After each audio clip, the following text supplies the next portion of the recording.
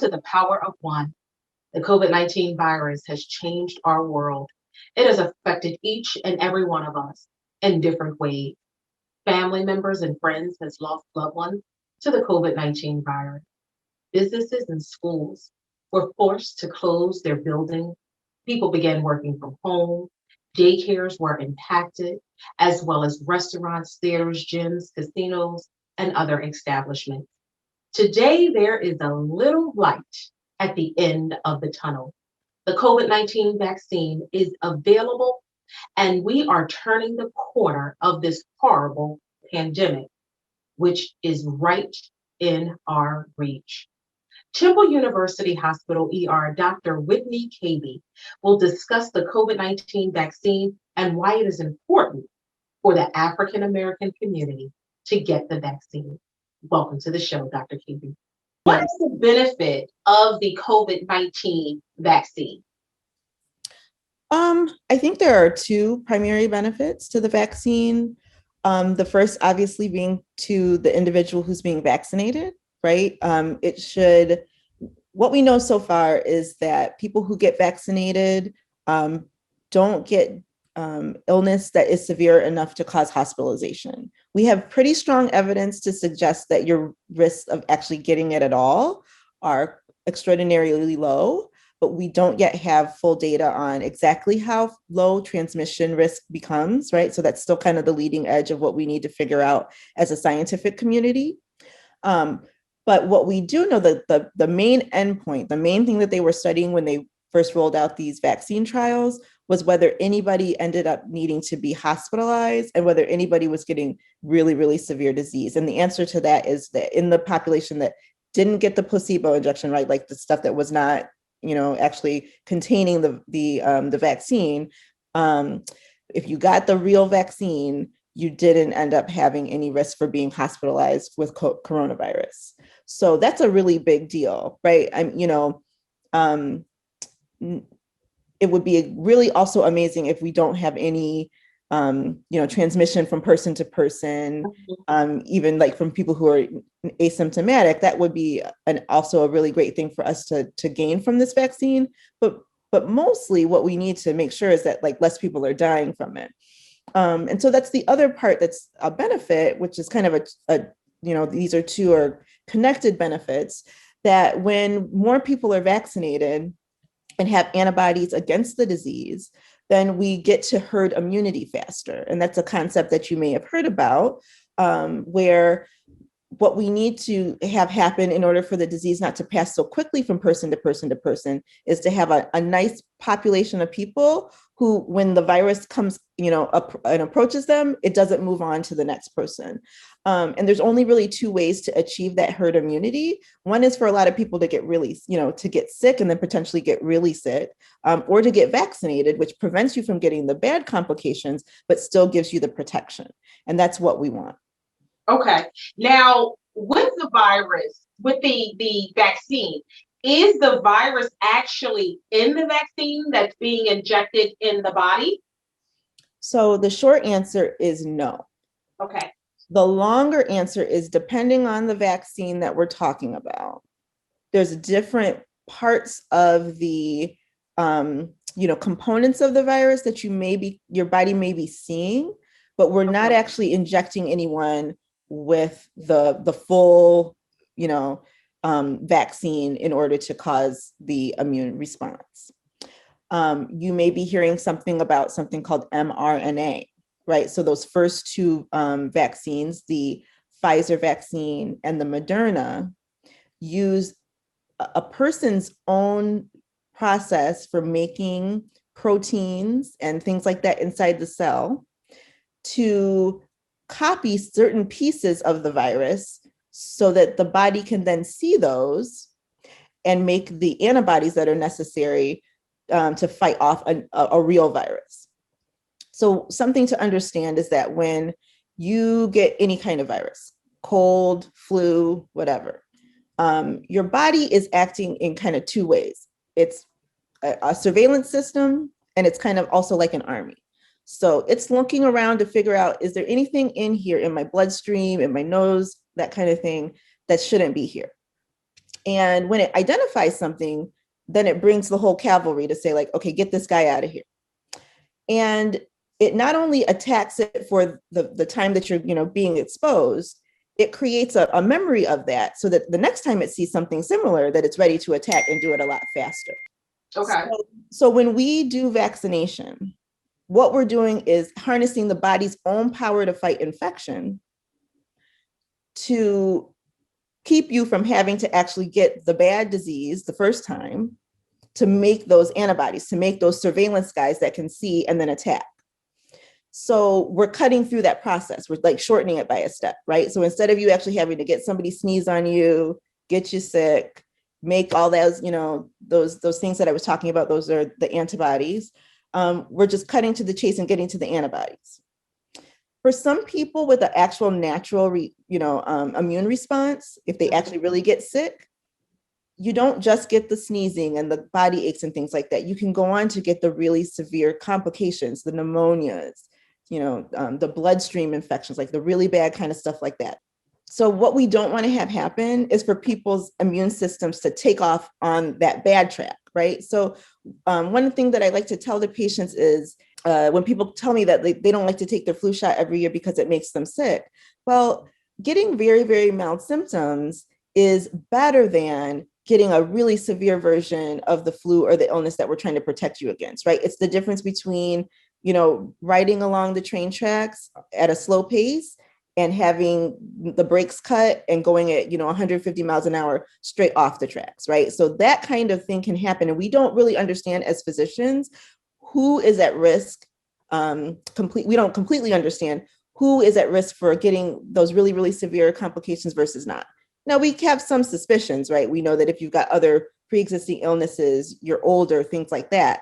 But out of all those people, we're not exactly sure, who will be able to recover and who won't. And also, once we get into that space where people are really getting bad disease and it's, we're flying off the rails and flying off the train tracks, we don't have great medicines to bring you back from that. So it's better for us to prevent that from happening. And that's what vaccination does. And so, it's interesting to me, and I understand why people have a lot of concerns, because it's like, well, what am I being injected with? But the thing that we're injecting you with is actually working to do something natural, right? So people are like, I only want to do natural things. Well, what we're actually doing is, boosting your own natural immune response. We're causing your own immune response to come online. So it's something that you would do anyway, but it doesn't put you at risk, for that more serious issue, which would be to get really severe sickness. Okay. And you just touched on something as far as you're saying that you can get like really sick. What happens if someone gets COVID? Mm-hmm. Can they get the injection? Will it lessen their symptoms? That's question one. And then what is the risk for those who had the COVID-19 virus and are still suffering from side effects? So you're talking about like the long haulers? Right. So the long haulers. And what happens if you get COVID-19? Okay. Get the virus. Someone gets the virus and they get really sick. Mm-hmm. If they take that vaccine, will it work when they already have the virus? Okay. So going back to that idea that once you've been exposed to something, a lot of times your body creates a memory of it. But the amount of memory that you keep and how long it lasts is different for every disease.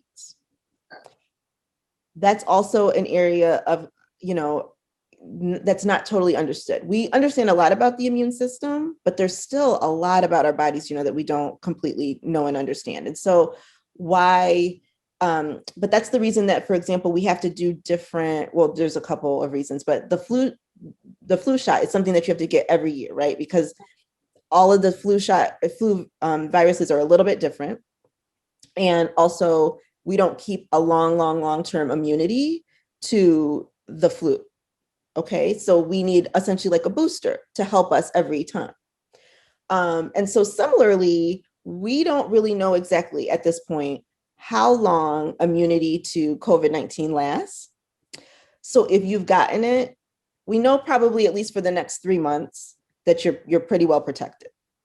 But because this is literally, we're gaining evidence as doctors as this goes on, because this is, the first time that we're experiencing it as a scientific community, it's hard to say exactly how long it lasts. So we are still recommending that people who have had a relatively recent infection should get the vaccine, because that's going to act like a booster shot. That's going to act like another little bump to your immune system to say, hey, remember this? Let's get those antibodies going again. Because for some viruses, the immunity really tapers off in a way that doesn't leave you protected, for a long, long time.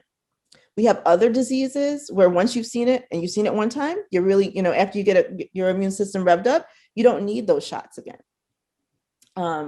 But we don't really know which category this one falls under. And given the risks, given how much we need to keep this under control, it is going to be the recommendation that people who have had a coronavirus exposure and that's led to an infection should eventually be vaccinated. But I do think it's reasonable for people like that to say, I will wait, to let other people who, are high risk and haven't yet had any exposure to go first, because you are protected for a while after you've had the disease. Okay. Now, which vaccine is most effective, and how would one determine which one is best for them? So I think that there's a couple of answers to that. One is for people who have things like pre-existing conditions, serious allergies to previous vaccinations. Some of those answers are things that would probably be best discussed on a one-on-one basis with a family physician, a specialist that knows you well, something like that. Okay. So getting into those kind of details, it's probably more, unique to the individual. So the immune response is, and I guess the benefit, or the how do I put this? The effectiveness of the mRNA vaccines is quite a bit higher. Like, people are going to see that in the news, see numbers like in the 90s compared to numbers in the 60s, like for something like the Moderna or the Johnson & Johnson. But those are still actually quite a bit higher sometimes than like a yearly flu vaccine's effectiveness. So I want to put it in context, right? It's still very, very effective.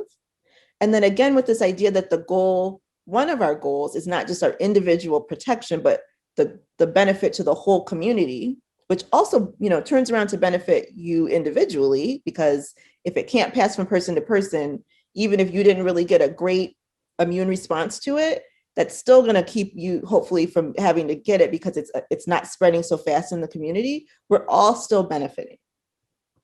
So I would not get too hung up on which individual vaccine I'm getting. It's also important for a lot of different vaccines to be out there, because it helps us to build like a diverse response to the virus. So we're now seeing all this information about these mutations. Viruses are not alive, but they have the property of being alive, of really wanting to like keep going, right? They want to make copies of themselves, and they want to keep moving through the population. They want to stay active. And so by getting a lot of different kind of ways to attack it, it helps us to keep those, different mutations and strains from cropping up and popping up, because it makes us like, it gives us kind of like, a whole bunch of different tools instead of just one tool. Right. If that makes sense. So I think it's from a best practice for public health. If, some people get this one and other people get that one, and people shouldn't think of it as like I'm not getting a good one, if that makes sense. We're all getting benefit if we all get vaccinated, regardless of the one that we're getting. So how do we build the conversation for the African American community to trust public health officials and intervention? That is a really complicated question. There's a lot to unpack there. Okay. So, I think first off, we acknowledge that in the African American community, we have a right to be skeptical. Right. I think it's a little odd for us to say, well, yes, historical injustice, and we're so sorry about it. Now, why don't you guys go first this one time? We're going to repeat it. we're going to repair all the inequality of the past, like, but just, by doing this first. I actually don't like that as a messaging strategy. Okay. So, one of the things that I am always thinking about and trying to incorporate into my practice as an emergency physician is this idea of trauma-informed care. We operate from this universal approach to say that communities are hurting. Mm-hmm. People have experienced things and potentially not had the ability to heal from them. And then if we treat everybody kind of with the kid gloves and the love of recognizing that they may have some unhealed wounds that need to be, embraced, that we can get a lot further in our communications with each other and our understanding of one another. And especially when people have a reaction that we would otherwise say, well, why would you do something like that? Like, why don't you want this vaccine? Don't you want to be safe? Right. Well, there's probably something behind it, right? Yeah. It's not that you're being irrational. It's not that you're being crazy. It's that there's some context, that's driving that. And those fears are real. Right. And that we start from that place of acknowledging that fear. So I think that that's one of the foundational things. And I think especially in a place like Philadelphia, we're dealing with endemic poverty, we're dealing with structural racism. Those things are traumas. Then we're actually dealing with things like gun violence and stuff like that. Like, people are dealing with stuff on the day-to-day. Right. Maybe supersedes their ability to say, I'm taking this virus seriously. Well, there's other things that people have to take seriously. Right. Right. So I think go ahead. And not to cut you off, and I take the virus very, very seriously. Like, it's scary. It's extremely scary. But not knowing about the vaccine is scary as well. Just speaking from like my point of view, my mom and my dad, they both got the vaccine. Well, my dad got one shot. My mom received the two.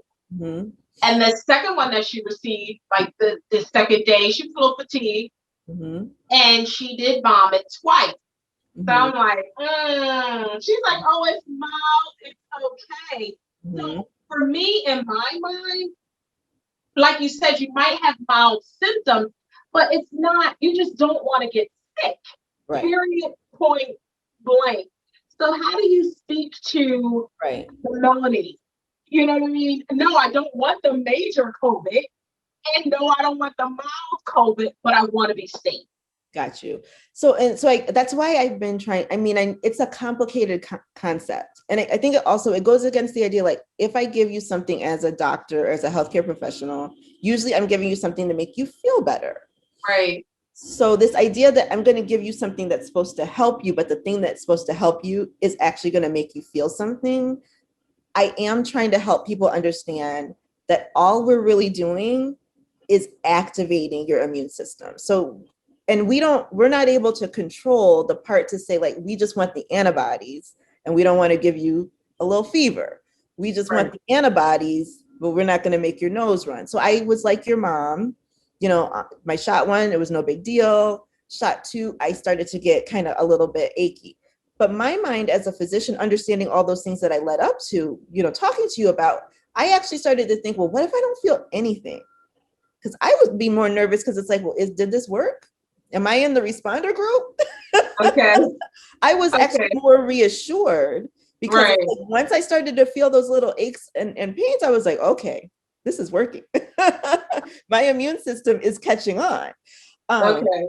So you could flip it around in that way.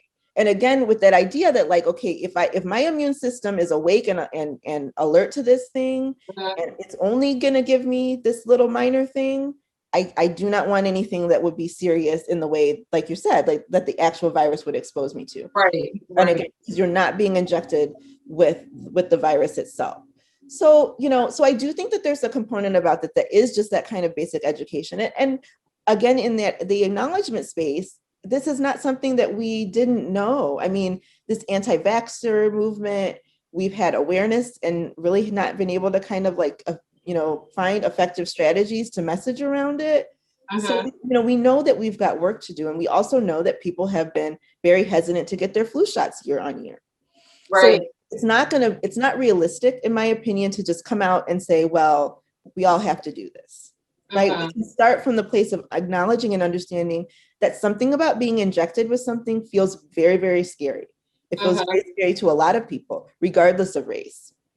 And then as African Americans, we add on the legacies of things like Tuskegee and stuff like that.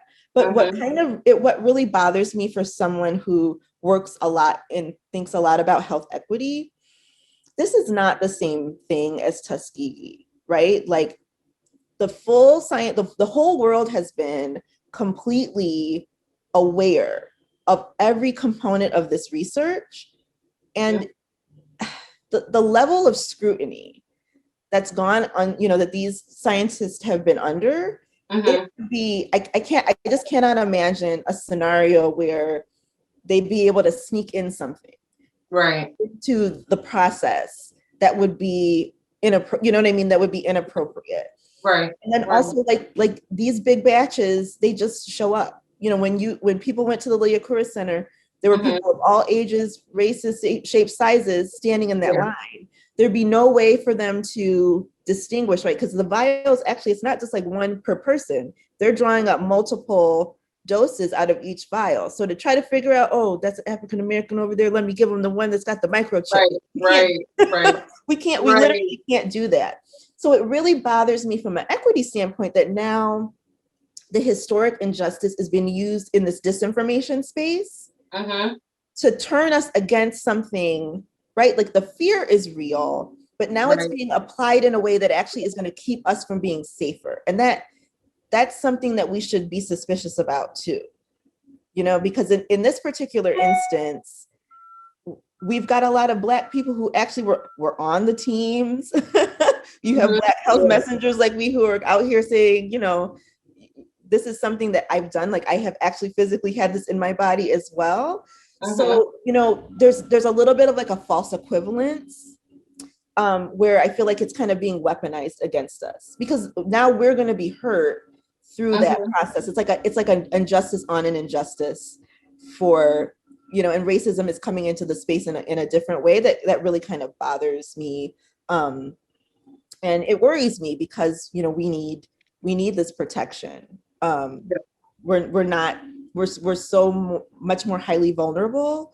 Um, and this would be our best bet, because the only other way through this process is more people dying, and we can't have that. I think another part of the strategy, potentially, I was just listening to something, about how Native Americans are really starting to, link together because they're losing their history. They're losing in communities the only person who spoke, who still, had the full content of their language, Lakota or, Cherokee or things like that. And so when we think about how this is going to impact us as a community in terms of our elders, um, our oral history traditions, like the stuff that we need to hold on to, like I think we can maybe think about, how vaccination could strengthen us as a community, and Mhm. protect the people that we love, even if we're not necessarily so excited about doing it on an individual level. Mhm. We have, I think, some community responsibilities to one another, regardless of how we feel about, majority folk. Right, right. Now, how does the African American community access resources to get accurate information about the COVID-19 virus and vaccine? So another thing I think, like in terms of acknowledging truths, um, our previous administration has set us back because I want to be able to say, and it is true that the cdc.gov has accurate factual information. But I know that that is hard for people to hear because Mhm. of the way that this virus and the vaccine against it have been politicized. Um, I am very encouraged in what I'm seeing in terms of the new administration and the way that they're trying to now manage. And I've even seen changes, to the website since then, just in terms of how accessible and user friendly it is and stuff like that. I think that, Philadelphia.gov, the health department's website, also has a lot of great factual real-time information that can get you connected to vaccinations and things like that. the city's hospitals have also been honest brokers. I would just really encourage people to stay away from information that they're seeing on TikTok, unless it's like, from a check mark physician that's like actually working at a real hospital, like a known scientist. Mhm. But, a lot of what we're seeing in these memes and real videos and things like that, like it's inaccurate. So social media for me is probably one of the most dangerous spaces in terms of spreading inaccurate information. So I would just really, really strongly encourage folks to stay away from that space. The internet has good stuff, but social media is probably not the right place to get your info. Right. Okay. Well, Is Doctor, I that- want to thank you so much for coming on to the show, and thank you for sharing that information. And I will get the COVID-19 vaccine because I want to be safe. I have two beautiful grandchildren. I have my mother, my father, my husband, my children. So I do want to be safe. So thank you so much for sharing that information today. 100%. I think we all, the other thing I would just mention to your listeners is that once you decide to get vaccinated, I do think we have a responsibility to become those credible messengers for other people in our circles who are still hesitant. Because, when you were asking the question about what can we do, a lot of people are waiting. They want to see how many other people who are getting it and how they're responding to it. And then I think, there's a wave of people after that who have a little bit more hesitancy and are a little bit more attached to some of the bad information, but that could probably be moved closer to getting the vaccine, the more people that they're seeing around them. It's like, okay, well, if everybody in my church community is doing it, right, maybe I can do it too. So I'd say be vocal, right? On an individual level, tell your story. Yes, I did, and be honest about it. Yes, I did have a few side effects, right. but I felt so much better. And so for me, the other part of the narrative that I feel like needs to be told is the amount of relief I felt the day after, which, that's something that you just, I wish I could share that. I'm seeing so many people in the emergency department right now with anxiety, with physical manifestations of that. And just the emotional and mental strain, the depression that's come from living under this Yes. specter for so long, and that was just one day when I woke up the day after and realized that I was going to be liberated just a little bit in terms of being so afraid when I came home from work, Yeah. to hug my child a little tighter and not worry if I was transmitting something. Right. Really can't. That peace of mind it's invaluable. So, there's a mental benefit, there's the physical benefit, there's the community benefit. I'm seeing, only positives for so many people. So I do encourage your listeners and viewers to try to get vaccinated and share their story when they can. Thank you so much, Doctor. My pleasure. Thank you for joining me today. I hope Dr. Cabey was able to shed light on the COVID-19 vaccine and the benefits of how it can save life. It is also my hope that any questions you had hindering you from getting the vaccine was answered during the show today. I pray we get back to our normal way of living in the near future. My condolences to all the family members who lost a loved one during the COVID-19 pandemic. You are in my thoughts and in my prayers. God bless all of you.